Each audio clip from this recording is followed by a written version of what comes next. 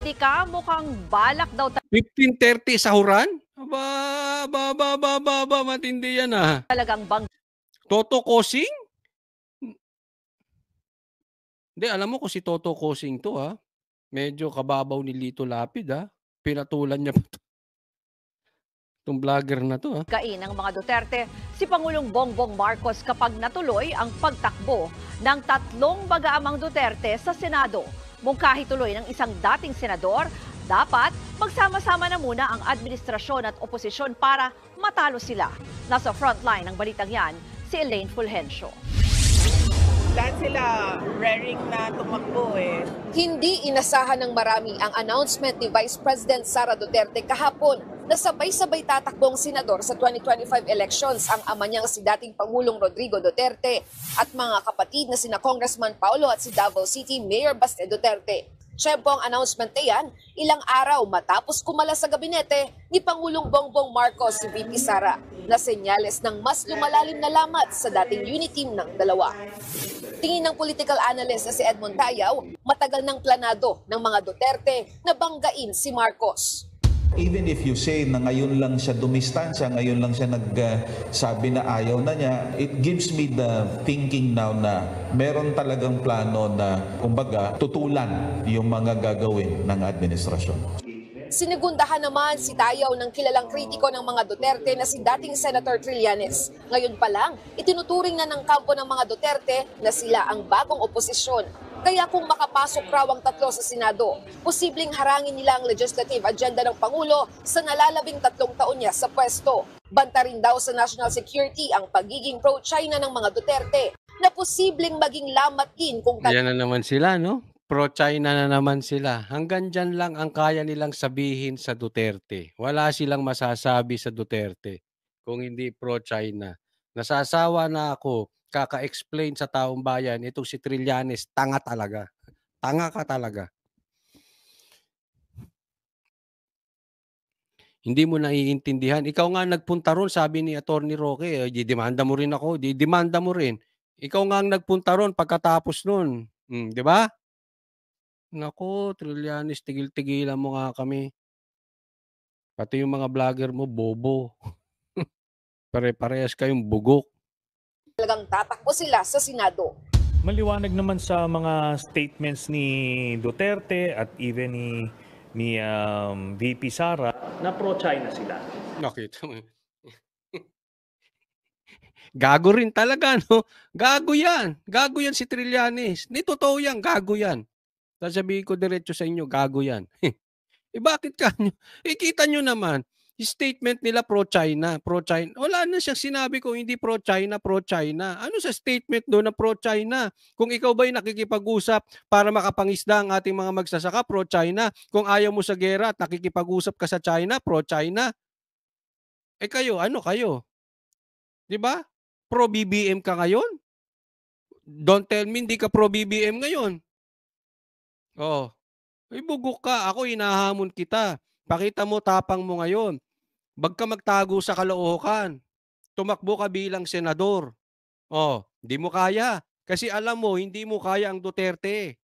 Hello, nakatago ka dyan. Kahit anong sabihin mo na merong panawagan sa yung tumakbo ka dyan sa Caloocan dahil naiipit ng Caloocan at hindi na maganda Caloocan. Hindi rin. Kahit pangit ang Caloocan o maganda ang Caloocan, hindi yan ang issue. Hindi ikaw ang sosolve ng problema ng Caloocan. Wala kang alam. Lumabang ka ng tapatan. Lumabang ka sa Senado. Kung hindi sa kangkungan ka pupulutin. Ngayon takot ka. Sige nga, lumabang ka sang na magkaalaman sino malakas, Duterte ikaw. Gago.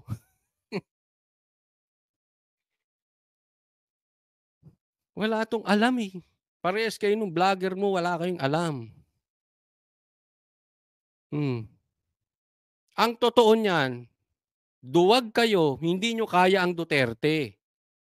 Kaya lahat kayo, kasama mo si Leni na pinagyayabang mo pa, ngayon anong tatakbuhan, mayor din. Bakit? Lahat kayo na bahagang buntot sa mga Duterte. Hindi nyo sila kayang labanan. Nag-announce pa lang si VP Sara, duwag na kayo. Eh, kayo naman mga taga-Caloocan, mag-isip-isip naman kayo, ha? Kung sinasabi niyong pangit na ang Caloocan, hindi ako nagsabi niyan, ha? Kasi sinasabi ng mga iba na hindi daw maganda ang Caloocan, ganyan, ganyan, ganyan. Kung sa tingin niyo pangit, kayo may desisyon nun, kayong nakakaalam. Pero kung pangit tapos ipapasa niyo kay Trillanes, di lalong papangit 'yun. Ha, isip-isip kayo konti mga taga Caloocan. Naku, ewan ko sa inyo. Tumakbo kayo, ikaw, ha? Si De Lima takbo, 'di ba tumakbo kayong senador no'n? Oh, si De Lima, si Lenny, oh, tingnan ko magtayo din kayo ng 3 bugok. Oh, kung merong Duterte, kung kayo 3 bugok, tingnan ko manalo kayo. Wala silang dinideny. Unless magkaroon sila ng categorical statement that will clearly establish na hindi sila pro-China, malaking factor yan. Para naman kay Senate President Cheese Escudero, hudyat nga ng pamumulitika ang announcement ng mga Tulad nito, nag-rebellion pero nagnakaw lang ng kaya mag-iingat kayo nung alam nyo, kahit ako before kasi nasubaybayan ko yan, nag-okod yung mga yan giniba ng tangke yung okod. Kasi that time, pinatalsik si Marcos, di ba? At ang pinalit natin, palpak din. Kaya nagkukudita-kudita yung mga yan. Di ba? Oh, so believe ako dyan, matapang, lumabas ang totoong kulay. Gago, bobo. Kaya mag-iingat tayo ngayon. Alam ko maraming galit sa Marcos. Mag-iingat tayo. Hindi porket binabakbakan ng Marcos, kailangan nating suportahan. Malay nyo, yung mga bumabakbak na yan, katulad ni Trillanes.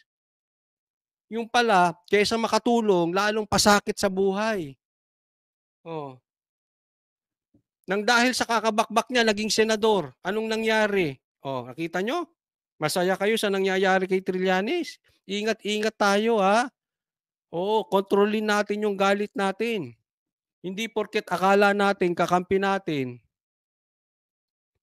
kahit mali, gagawin nating tama kasi binabakbakan ng Marcos. Hindi lahat ng bumabakbak sa Marcos tama. Baka lalo tayong mabaon. Ha? Naku, ang daming ganyan dati. Ito, alam to ng mga kaedad ko. Oh, anong pinalit natin kay Marcos? Palpak din. Bakit? Galit na galit tayo kay Marcos di ba? Marcos Sr. Oh, ang pinalit natin, palpak. Nung pagpalpak, puro kudeta. Yan ang pinakamaraming kudeta dati. Bilib tayo. Oh, ano nangyari? Palpak din sila. Kaya kailangan, yung isusuportahan natin may resibo. Hindi porket galit kay Marcos, kailangan suportahan. Dapat may resibo. Coach, wag mong sabihin ng nakaraan ni Trililing mahahalata. Yan na nga. Wala na Nasabi ko na. Huli ka naman magpaalala. Oh, sabi dito ni Kuya Michael, pagpasok ng tangke surrender tapos pinalaya ni Panot. 'Di ba?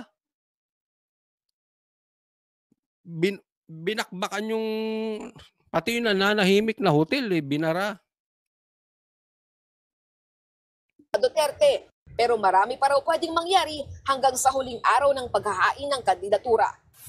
Ang kaalyado naman nila Duterte na si Senator Bato de la Rosa, aminadong nagulat din sa balita. Yan. Nabigla tayo. But anyway, para sa... Ito na-interview namin kanina si Senator Bato. At natuwa siya at sabi nga niya may makakasama na sila ni Senator Bongo. At yung tanong ko sa kanya ay nilinaw ko mismo na kung ayos na ba dahil merong nga maanghang na sinabi si Mayor Baste. Alam naman natin yon. Pero nasagot na po niya yan kanina. Pero ito po ang magandang aabangan natin. Sinabi ni Senator Bato na paiimbestigahan niya yung nangyari dyan sa KOJC. Kaya siya tahimik. Kaya yan, Senator Bato, yung sinabi mong yan, maganda yan. Basta totoo. Saludo kami sa iyo, Senator Bato. Pero sana, hindi lang yan salita. Kasi talagang sisingilin ka namin dyan. Ha? Kami mismo nagtanong sa iyo, bakit ka tahimik? Ayos na ba kayo? May aasahan ba kami sa inyo? magsasanib kayong mga Duterte, mga taga Davao. Sinagot nyo kami ng maayos. Sana naman matupad ninyo yung mga sagot ninyo. Ako po talaga, gusto ko po si Senator Bato. Ayoko po maghiwa-hiwalay ang mga tunay na DDS, especially yung mga taga Davao, kasi yan po ay mga tunay na loyal kay Tatay Digong, kay PRRD. Alam natin lahat yan. Loyal yan. Kaya lang, sana naman, it's about time magsalita kayo. Diba? So tuparin mo yan, nauunawaan. Kasi ang sabi niya, kaya daw siya hindi nagsasalita dahil iimbestigahan sa kanyang komite itong nangyari sa KOJC. Pagkabanggit na yon, naunawaan ko agad. Kasi nga, hindi maganda. Diba? Magsasalita ka tapos iimbestigahan mo. Dahil siyempre, kung ikaw ang chairperson, ikaw ang magpapaimbestiga, ang posisyon mo dapat, unawain po natin ha, hindi siya pwedeng mag-alari sa Ontiveros na yung case close agad. Hindi ganon. Dapat pag iimbestigahan mo, nasa gitna ka. Yan. Pototoy, maraming salamat po sa pag-sponsor ng live na ito. Thank you, Pototoy. Yan. Huwag natin i-judge na si Senator Bato ay dapat talagang gisahin niya yung mga pulis at kampihan niya yung mga taga KOJC dahil inapi. Hindi niya po pwedeng gawin yon. Being a chairperson, dapat nakagitna siya. Hindi siya pwedeng may kinakampihan. Hindi siya pwedeng maging bias. Hindi siya pwedeng katulad nung sinasabi na hindi pa nga naiimbestigahan si Bantag, si Tebes, case closed na. Kaya nawawala ng kredibilidad yung mga sekretaring ganun kasi hinuhusgahan mo na eh. Paano ka naging DOJ secretary? Diba? Same thing ito. Hindi niya pwedeng husgahan. Hindi siya pwedeng magbigay ng statement. Dapat nakagitna. Unawain natin ha. Huwag po tayo maghiwa-hiwalay. Etong si Bato at saka si Bongo, kailangan din natin para sa numero diyan sa Senado. Basta matuloy lang yan, imbestigahan yan. Kasi si Risa Ontiveros, hindi ata gagawa ng paraan. Ang gusto niya lang imbestigahan, may crush yan kay Pastor Kibuloy. Si Pastor Kibuloy lang ang gusto niyang imbestigahan. Pero yung mga inapi na mga miyembro ni Pastor Kibuloy, ng mga taga KOJC na mga kababaihan at mga kabataan, ayaw niyang imbestigahan. Deadma. So wag na nating anuhin nyo, wala tayong aasahan dyan kay Risa. Double standard dyan si Risa. Bato, this is your another chance. Bawi ka rito, Senator Bato.